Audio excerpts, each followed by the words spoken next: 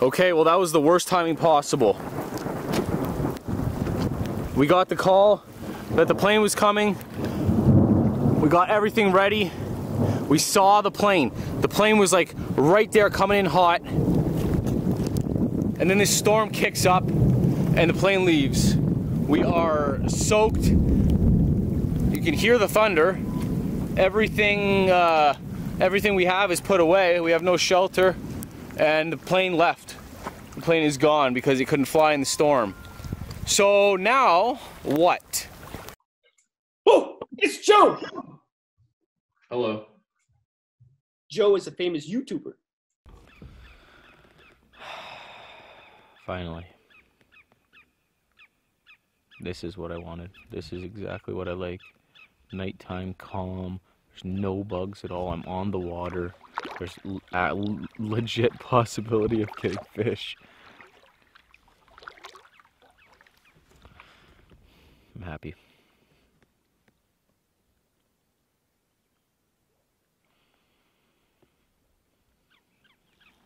I wish that bird would shut up though. I'm on my way. All right, Joe, this is fantastic. What are you drinking? This is a Whiskey Fireside Chat. I just have a Crown Royal rye mixed with some ginger ale. Just taking it easy. Wow. Okay, Yeah. you're out of control tonight. That's crazy. How about you? What do you got? I got something different I'm trying. This is my second one. Oh my God. You know who makes that, right? No, I don't know anything about it. You don't? No. You know Conor McGregor, the UFC fighter? Really? That's his whiskey, man. He's making millions of dollars on that whiskey. I haven't even tried it myself. He's like my favorite fighter. I did not know that at all. I got it because it's on sale. You're supporting an Irishman. You're supporting an Irishman right now. Hey, my God, I thought so, you know.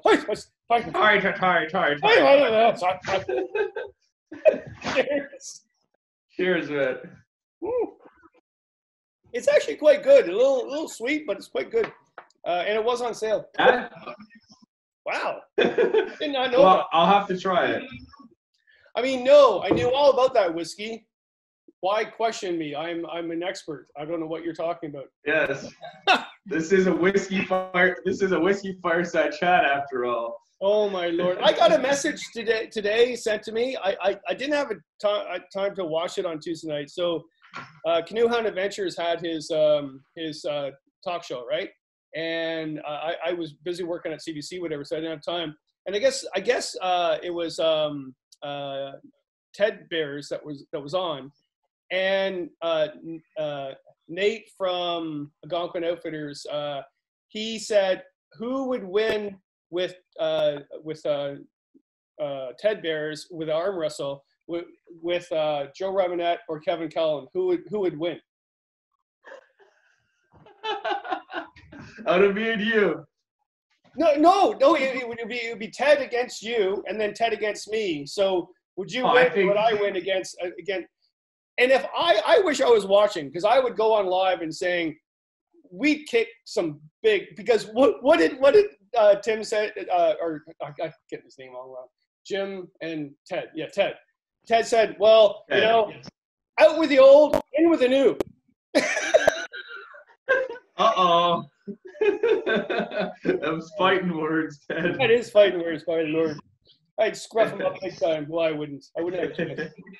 Yeah. All right. So, sorry, I'm blabbing. What, where, when got you into this wilderness travel stuff, sir? Oh, man. Well, good morning, folks. See how bright it is right now? This is not a camera trick. This is not overexposure. This is 5:30 in the morning. Look at the brightness. So I got up last night to pee, like I normally do, and it was almost as bright as it is now with the moon out. Look at that sun. Bam. Back in the day, I lived in Windsor. I grew up in Windsor, and I have this theory that people who live in the South, who come from the South, who don't have access to all this wilderness, learn to appreciate it or long for it at least more, right? So I'm down south. Sorry, buddy. I'm down south, and I'm watching Fred Penner. I'm watching Grizzly Adams' Little House on the Prairie, and my mom's taking me to car camping, you know, in Rondo Park or KOA in the middle of the cornfield in Windsor, right? So I just don't really get a taste of it. And I'm growing up, and I always have that in the back of my head. And then, I don't know, when 14, 15, Survivor Man starts to come around on TV, and Ray Mears' Bushcraft I see for the first time. What else? Morris Kahansky's book, things like that. And I start to just understand, like, oh man, this is a hobby. This is a thing that people do. Like, I can practice these skills or whatever. So I did that forever before there was like really YouTube channels that you could just readily available look at and stuff for this stuff. So got into a couple of different communities online, learned a lot of stuff by myself, and just went from there. I joined a forum called Bushcraft USA.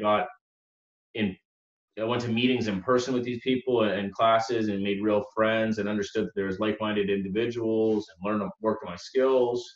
Start in the top, and they would start these braids, these natural fiber braids, and they'd get 100, 200, 300 feet of this all going at once, and then they'd start twisting from the end, and this twist was allowed to go all the way down. Where would they get that much natural fiber in one piece? From wilderness.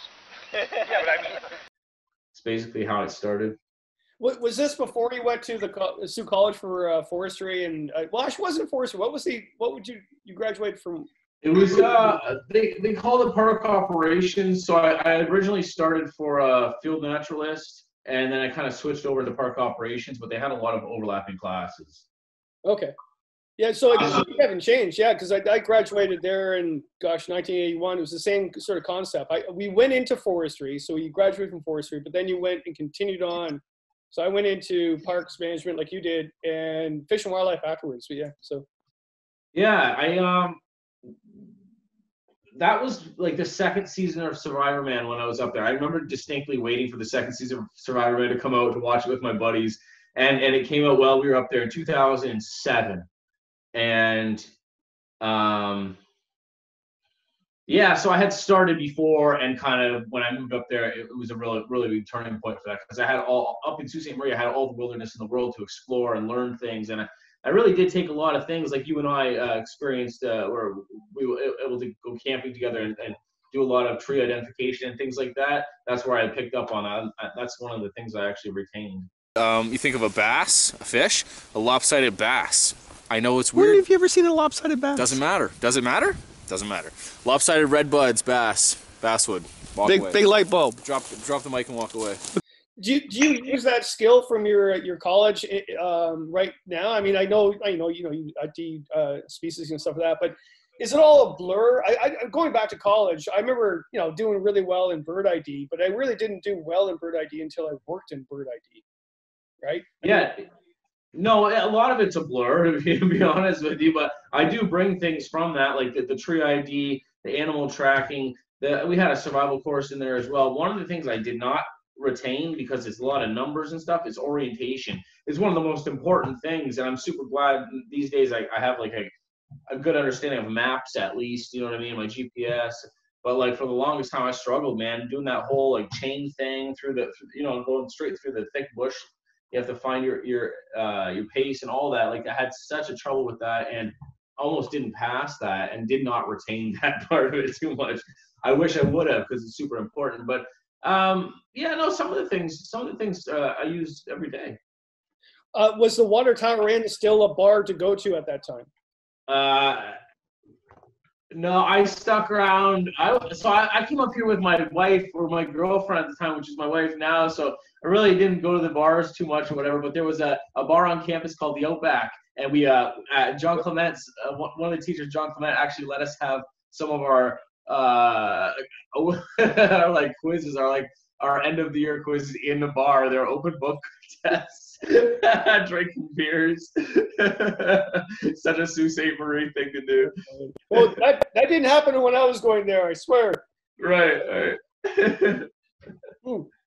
So when did it become a full-time gig to do YouTube? I mean, you started YouTube. Well, actually, I'll start with there. Like, I think a lot of people ask you this question, so I don't want to repeat the whole thing. But all of a sudden, did you wake up one morning, have an epiphany, saying, "I'm going to create a YouTube channel"?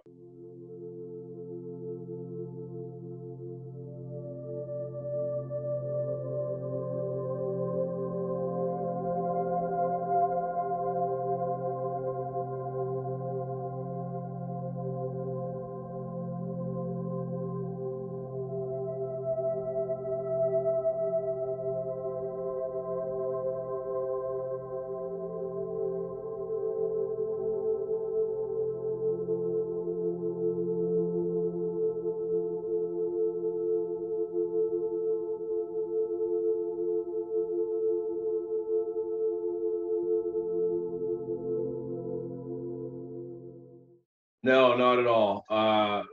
That forum that I had joined that I spoke about earlier, there was a community online.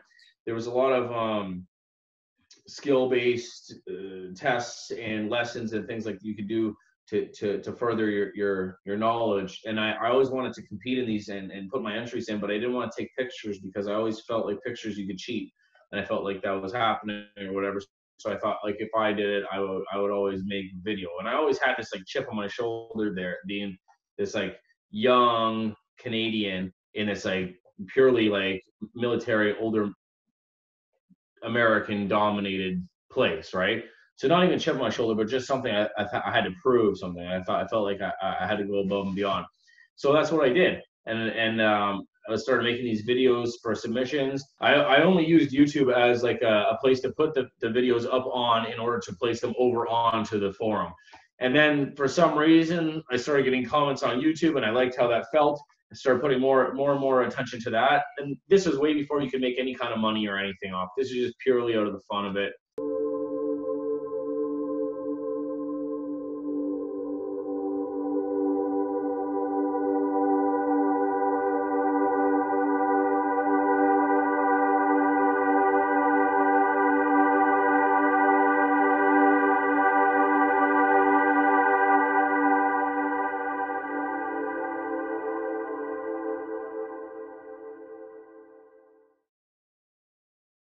And yeah, man, after like 4 or 5 years, I could monetize.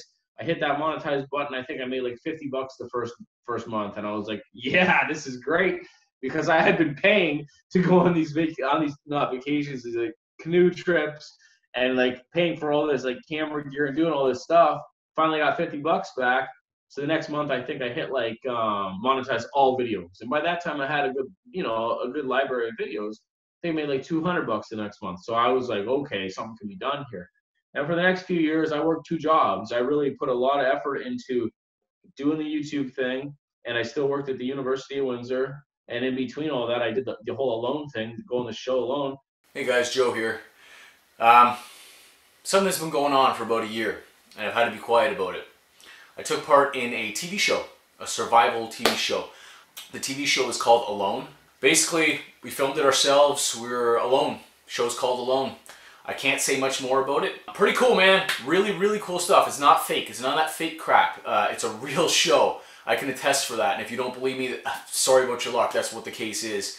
And when I came back from Alone, maybe about a month after that, after I had my job back, I felt like, okay, that's it. I want to put all of my effort into YouTube and do that. And that was probably maybe 4 years ago now. It's interesting because I remember, gosh, it was probably 6 years ago. I remember talking to you on the phone when it was my old place, and you at that time you were wondering, you wanted to get out of Windsor, like you basically wanted to get out of the South. It's not Windsor, like basically you want to get out of Southern Ontario. You were a northern type person, and you were thinking about teaching at a college, and because I had taught part-time at a college, you questioned about that. And I've been teaching part-time for over 30 years, but I think I persuade you not to do it. I mean, because like, part-time it was okay for me, but well, it wasn't, I don't know, whatever, blah, blah, blah. But when you think back then, so you eventually did go north, which you are now, and you got your YouTube channel going, and you got, an audience, and you got some money. Were there any regrets during that time? Did you actually think, gosh, YouTube's been really great, but it would have been better if I actually just moved north and taught at a college? A lot of the times I feel like that just because of the uncertainty about it, though. I love doing the YouTube, and I want to continue to do it for as long as I can, but it's I have all my eggs in one basket right here. And I can't control what YouTube does. And a lot of the times YouTube screws me out of a lot of things, restricting videos for certain reasons that I don't even know about, what have you. I don't know how long it's going to go on for. I mean, who's to say, like, all the hunting channels got wiped off. Who's to say you can't fish next or make a fire? Or I don't know. You know what I mean? And that's the thing. There's no set list of rules, because if there was, I would adhere to them. I don't need to break the rules. I'm not a rebel. You know what I mean? But it's just all up in the air. I know. Good boy. Good boy, yes. So Tripper is a Dutch Shepherd. I've always wanted a Dutch Shepherd. I think they're the coolest dogs going. Look at him. Doesn't he look like a hyena? So that's the problem. That's my not regret, but my biggest concern. A lot of the time, and I have all the time in the world to do whatever here. You know what I mean? I can work on the house. I can go shoot videos. I can do whatever. But my life doesn't have structure. It's hard for me to do that when there's a million things going on all the time and I'm pulled in a million different places. But if I did work at a college teaching per se or something along those lines, I would have to get up and go to work. And I feel like that's a better lifestyle for me personally. But I need to treat camping that way anyways. You know what I mean? And that's how I did it for so long. When I lived in Windsor, dude, I drove, man, I was putting all my time into YouTube. I was driving 8 hours once or twice a week one way, you know, to shoot videos because there's nowhere down there to shoot videos, come back, edit them, 2 or 3 days to edit, just to go back. And that was my life for 2 or 3 years. I didn't see my family barely. Yeah, well, that's good. So you're not too upset with me for leaving all the time? No. I get comments that say I'm an absentee father and an absentee husband. But when you're here, you do a lot more with us than I would say a lot of people do. Those comments get to me because I already feel that way, But we do a lot of stuff together. We're not just sitting at home doing nothing all the time. We go out and we do a lot as a family, which is really nice. It is nice. It is nice. Haters. That was the whole reason of moving up here. So it's like now I'm up here, I don't have to travel so much. I can shoot videos 20 minutes down the road, whatever. I do lack structure, and that's something that would give me. Yeah, but any artist doesn't have structure too. I mean, that's the whole thing. I mean, yeah, there's days where I thinking, yeah, I just want a 9-to-5 job. In fact, I tell a lot of my students that want to go out into the outdoors, and it's okay. Like, you do realize it's not easy to make money, and you'll be really rich in spirit, but not at the bank. You do not have a 9-to-5 job. You have no idea where your next money is coming in or your next job. Those are good things, but there's days where you'll wake up, just as yourself and myself, you wake up and say, what the heck, right?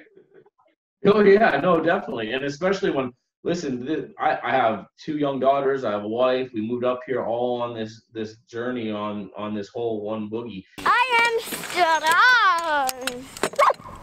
Oh, it's so heavy. No, it's not.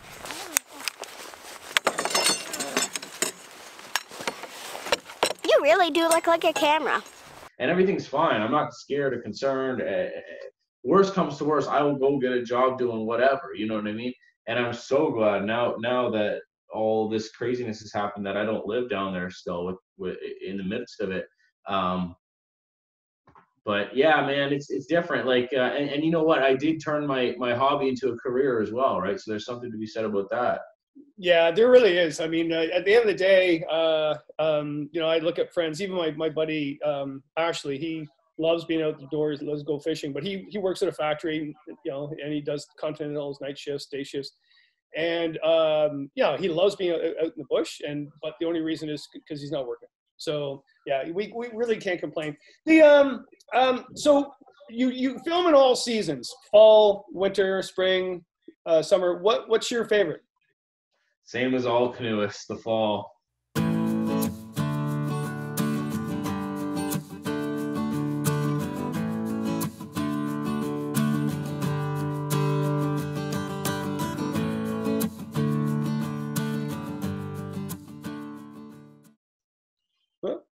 It has to be, man. Like, I love spring as well, especially when I was down in Windsor. Spring was a really long season.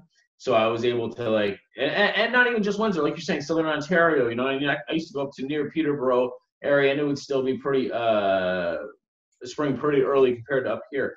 So a lot of things happen, a lot of wild edibles pop up, but the fall colors for canoeing, for fishing, for just the lack of bugs, the ease of life out there, I love the fall. I try to squeeze in as much as I can in the fall. That's amazing. Was there any one trip you were on, or more than one trip, but basically one particular trip where you're like, I don't want to film, I just want to paddle and fish? Yeah, man, a lot of them.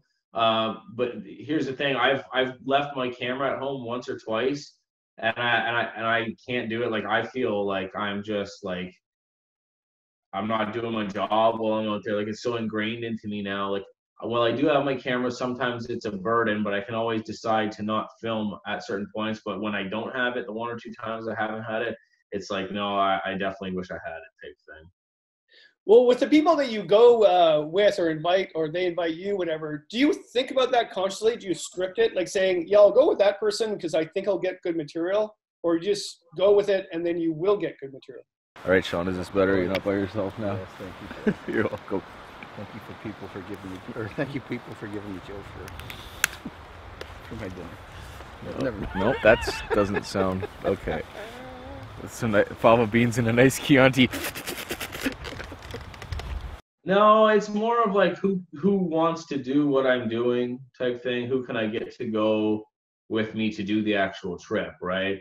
I like camping with certain people for certain things. I have certain people that I can camp with to do certain things, distance-wise, or more of like a chill thing, hangout kind of thing. Got a rocket fire going, got some ba-bang song spice on that, and it'll be good. I got my little grill. You alright? Just you. I got my little Robinet grill. We'll throw that piece on there pretty soon and feast. Are you gonna clean your pants before dinner, Joe? What? I don't see anything wrong. What's this is normal, right? But no, as far as content, no, it's all just, I don't ever script anything. It's all just whatever happens when we go out there. I might have a rough idea about like, it's more of a trip in general, right? And then the video just follows the trip. If I have like a specific thing, like a video I want to make, like a dollar store survival type thing or something, then I have a little bit of a script, but it's basically I just grab the camera, go out and do the thing with the dog. Yeah, that's true. Well, and that's a good thing too, you know, the whole idea of clickbaiting, like, you know, you have a dog or whatever. Did you ever actually do a film and you're thinking, this is it? People are going to love this. They're going to be, and this is the best thing. Worst bugs of the trip. Worst slog of the trip right there. And we're on this pretty little lake, Cyclops. We need to find camp ASAP. 8 o'clock. I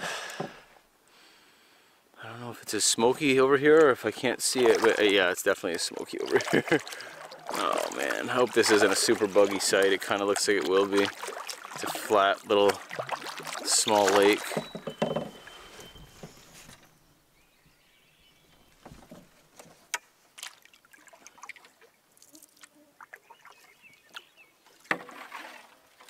See the ashes falling. Little ashes in the water coming down into the sky.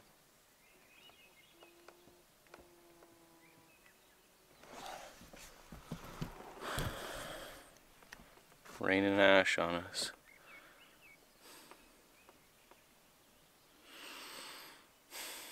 It's very heavy in the air.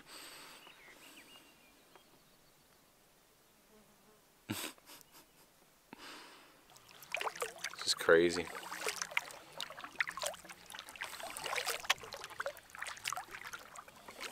I'm happy for this experience, for this different thing.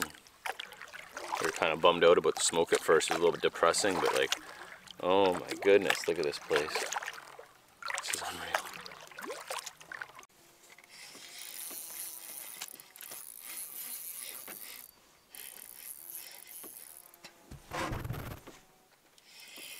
Got another one on.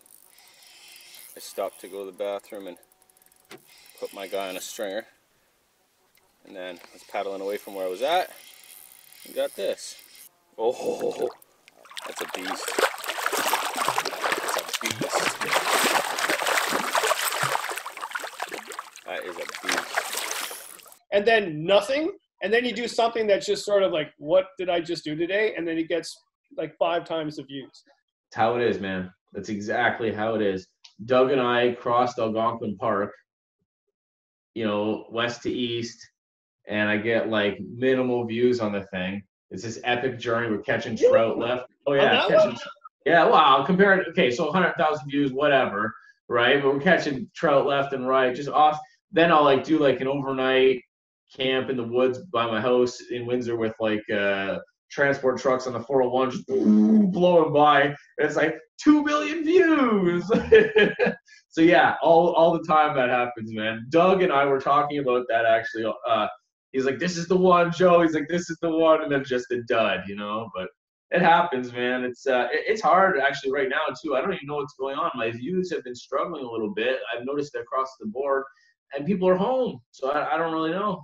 What is it that people go to you to look at? Have you figured that out yet, the equation? Like, so you think about it, there's a lot of YouTube out there. There's a lot, you know, like I'll look at it like there's an incredible footage that people have got, and yet their subscribership is like, eh. There's others that actually are just being silly and doing whatever they want, and then they get millions and millions. What do you think draws people to your channel compared to others? I think it's just like the normal person out in the woods having a good time type thing, like the overnighters, the minimal gear type things. Whew, we got deep. We got deep. Got deep. Oh.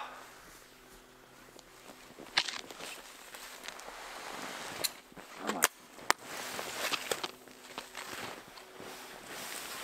Where's my plane? Oh my, is that?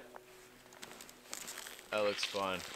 I think that you have to draw people in first, and then they can see your personality, and then they can, you know, like you and stay around and stuff. But I don't think that the, you know, as much as I hate it, I don't think that the canoe is such a draw around the world, right? And you probably can back me up on that. Oh yeah, I mean it's a niche market. It really is a niche group, and it always was and always will be. Whereas bushcraft, it's fluctuated through the years. So you think about it, it was big in the 70s, it was big in the early 60s and early 90s. Grizzly Adams when that came out and that sort of thing, right? What is the difference though between the term, and I'm talking Canadian because I've traveled a lot and I've seen it termed differently in different places. But in Canada, is there a difference between the term survival and bushcraft? Yeah, I think so. Like, honestly, let me just preface this by saying, like, dude, I am not an expert in anything. You know what I mean? I just like camping. You know what I mean? I have some skills here and there. You know what I mean? I can get by. But I personally, my opinion is bushcraft is like, you know what I mean, being comfortable with minimal gear out in the woods because you can improvise things from the woods that can make yourself comfortable, like a bed, a shelter, digging implements, whatever, what have you. Survival is more of like I need to get out of here and I'm going to do what it takes to live, to survive, to get out of here type thing. I was trained in both. I was trained by a SEER instructor, a U.S. SEER instructor, and big time improvisation, like using old garbage, piece of garbage that you can find in order to build shelters and things like that. Yeah, I would say that that's the biggest thing, man. Bushcraft is like, you know, you're going to be out there. You have the tools that you want. You're going to build stuff. You're going to be comfortable. You're going to cook up some food and have some fun. Survival is like, oh shit, I need to get home, and these are the skills I need to have to get there. That's well. Good answer. Woodland caribou. What drew you to that park?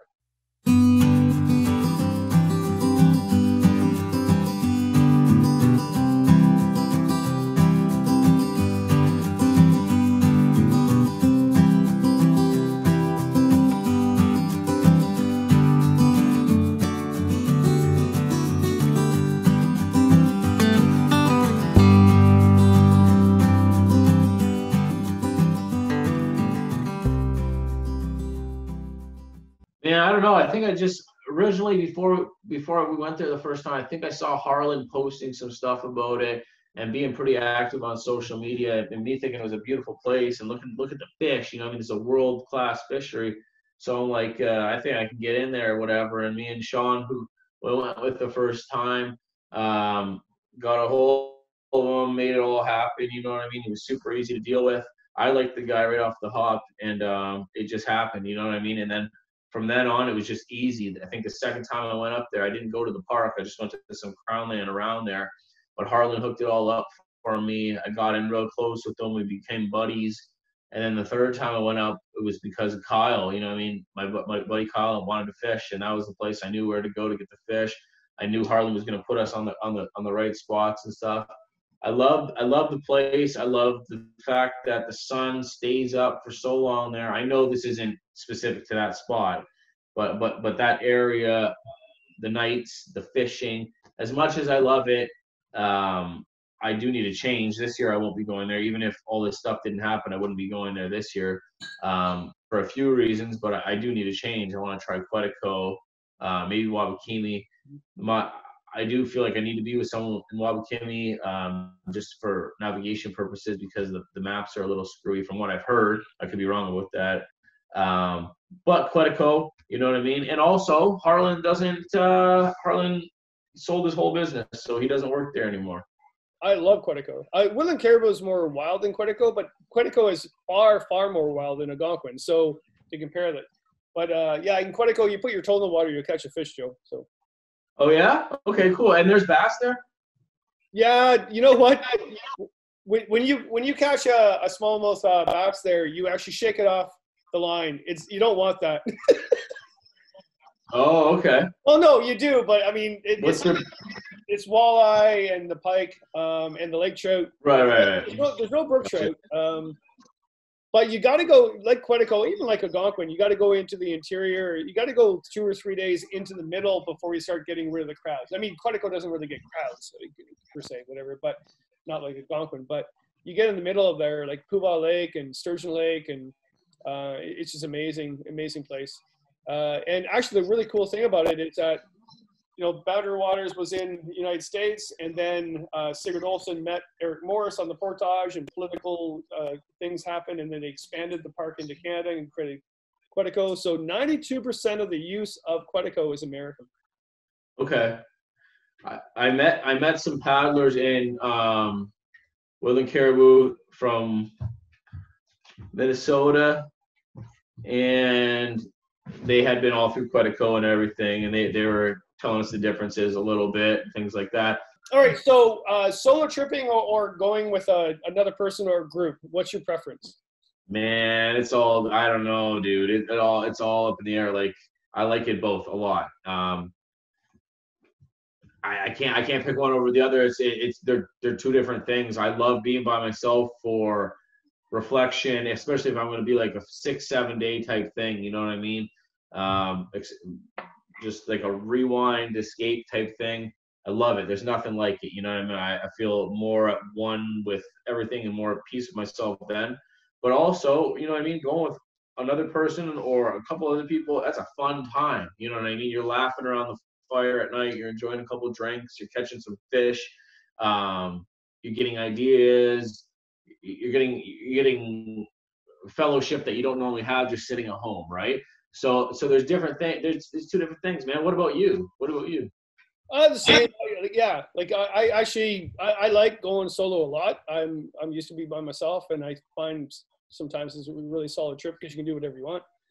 And then other times, I really like my companions. Like, it's good, especially when you do an annual trip. Like, you know, like yes, you and your buddies, right? So it's like, well, I think that's what we're all missing out too. Like right now, I'm supposed to be in Algonquin for a week. Yeah. On a trip with my buddies, and we always have done it for years and years and years. So, yeah, it's different. You know what? Another, just to piggyback on that, when you have your own boats, even if you're with each other, that's a sense of freedom as well, right? Like you can really do what you want to do. Say you're with Andy or whatever, you know what I mean? You guys both got your own canoes. Same with me and Kyle, or me and Doug, or whatever. And it's like, I don't need to be near you right now. I'm going to do whatever I want to do. If I want to get up and paddle, if I want to stay up, that is that's probably my favorite type of thing to do, because you're with someone, but you still have the freedom. Yeah, it all depends on the trip too. I mean, Andy and I have done that before on whitewater trips. We've done solo boats. I've done that when I was in Scotland. We did solo boats with a whole bunch of paddlers, and even solo tents. And then we've done tandem tents and tandem canoes. It all depends on the group dynamics and the reason for the trip.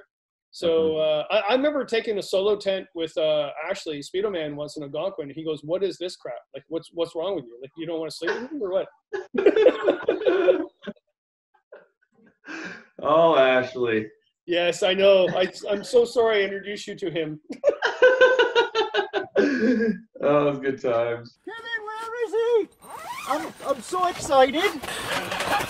I'm so excited because we're here on a camping trip and we have a Speedo Man Virgin right here, and he's actually a bushcraft expert. Oh, it was bad. Oh man. So of all, because you've been doing this for quite a few years now, have you seen a lot of changes in the outdoor community, whether it's bushcraft community or the canoe community or the backpacking community? Have you seen a lot of changes where to do with like ethics, skill set, motivation? Man, honestly, I think Ontario, right around where we are, more closer to you, there's a huge boom of social media outdoor people who are very respectful, very understanding of how things should be and how to conduct themselves and things like that. And I'm happy about it. I'm proud. You know what I mean? There's people like Alexis Outdoors, Chris Prouse, the Muskoka Bros, all these Matt D Outdoors, all these guys, Mike Morton, some people who I've met, some people I haven't, but they're all canoeing, they're all supporting Tomogamy, Algonquin, Killarney, you know what I mean, the good things that you've started. I think it's good, man. I think there's a huge interest in it right now, and there has been for a few years. I try to practice when I'm in the parks. I do exactly as I'm supposed to do by law, and I try to preach that, and I hope that people follow that as well. What have you noticed? Because I've done a lot of these interviews the last few weeks because we're in isolation, right? And I've asked that question a lot to all of them, and to older people, younger people, middle people, and it's all positive. It's all positive. And I do remember during certain times when kayaking became the thing, or stand-up became the. I had people come up to me and say, "Yeah, canoeing is dead. I don't know why you keep banging this canoeing thing." Or even wilderness travel, like far northern wilderness travel, is dead. And I completely disagree. There's more people doing it now. There's more younger people doing it now, and yeah. So also Justin Barber, you know what I mean? The Baird brothers, those Clint Zold, my buddy. All these guys are doing big things, man. Huge trips, epic stuff. Like it's really cool to see for sure. Yeah. I actually just finished an interview with Cliff Jacobson in the United States, and he's basically, for canoeing in the United States, he is Jesus Christ. Like he is, and I don't mean that in a negative term. Like he is the guy when you go to shows. He's a great guy too. But he's 80, I think now. And I asked him the same question, and I thought maybe he would go on a rant because I don't know if he does go on rants. And he said, no, it's all positive. It's all fantastic. He even said that we're more skilled paddlers now than back in the 60s and 50s. Oh, my Lord. Okay. You know what? I swear, I have a script. I even sent the script. I don't even keep the script whatsoever. I think I've asked you everything here. Okay, what is next? You thinking back, and I really don't like this question, but I got to ask you. If you see like a crystal ball, in the next 5 or 10 years, where do you see yourself? Do you have like 15 children and you're living up in a mountain as a hermit, or like what? You know what? Honestly, I think we're good with kids right now. I'm gonna be 36 in 5 days. My wife is a year older than I am. We've got an 8-year-old. We've got a 2-year-old. My wife has told me numerous times that we're done. So my shot for a boy is over, which is okay. I'm fine with that. You know what? We moved up into this house almost 2 years ago. It's a great place to live. It's good for the kids. My daughter's made a ton of friends. I've almost paid the house off. So it's like probably still up here.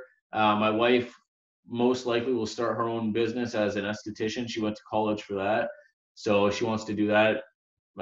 She needs to have human interactions with people over the age of 3. Or over the age of 8. So Yeah, man, I think I'm just going to be doing the same thing. I'm going to be doing, you know what, my goal is to get my own show, and it's been that way for a while. I just got a little gig with the Outdoor Network, where they're re-editing some of my videos down and posting on Hulu and their Facebook and stuff like that. So that's a step in the right direction. I'm also in talks with Chris Prouse and some other people to do work on a Netflix special, you know what I mean, and then sell it to them. And who knows what will happen with that. I've had multiple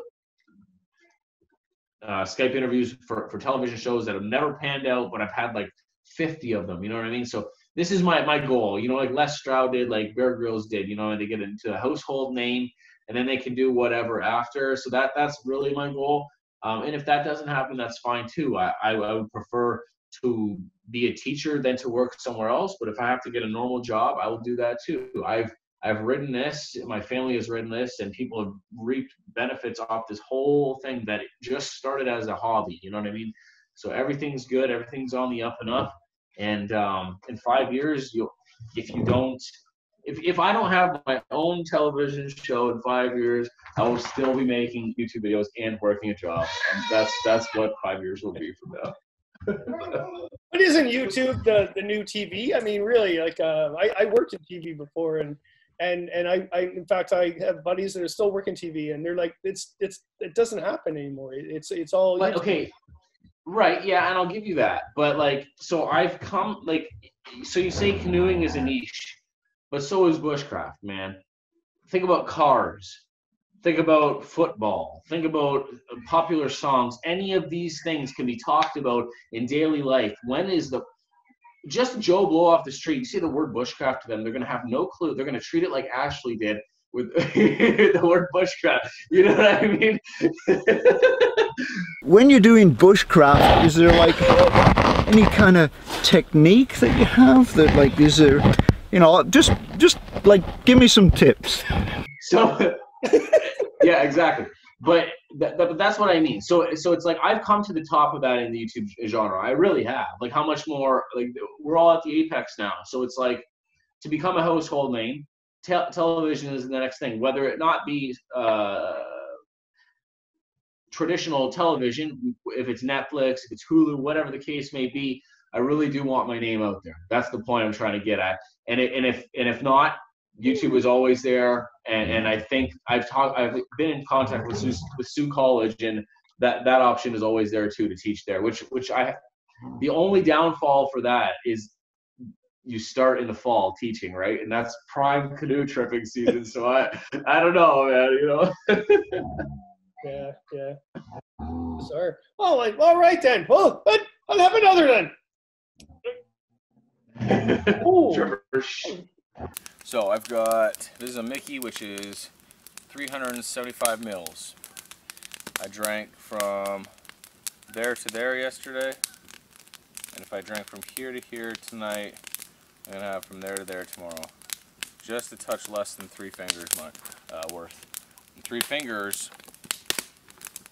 is the daily allotment. Cheers. This one's to all you guys, all my faithful subscribers, all you guys who watch all my videos, comment or not, mean comment or not. This one's for you. All right, well, it's been great talking to you, because I do remember that phone call. It was years ago where, you know, you called me out of the blue and said, you know, hey, Kev, what do I do? Do I get out of Southern Ontario and do something? And I didn't have an answer for you. Because if I gave you the answer and then everything fell apart, you know, it was the whole paranoia thing. But you did well, man. Cheers. Thank you. Cheers, buddy. Am I supposed to feel like a fighter after drinking that? I think so. You got your sleeves rolled up, don't you? Hard. Hey, man. Getting the dog all riled up. Down. Oh my God.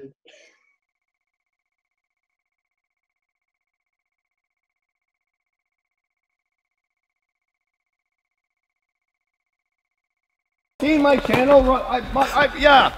I'm world-renowned, famous bushcraft man. Rob.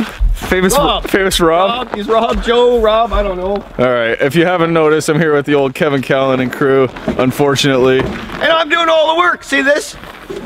Well, somebody's got to do it. Don't worry. You were on a TV show, but I'll get the stuff. Oh, it's all right. Did you bring your fire steel though? Cause no, we're not talking about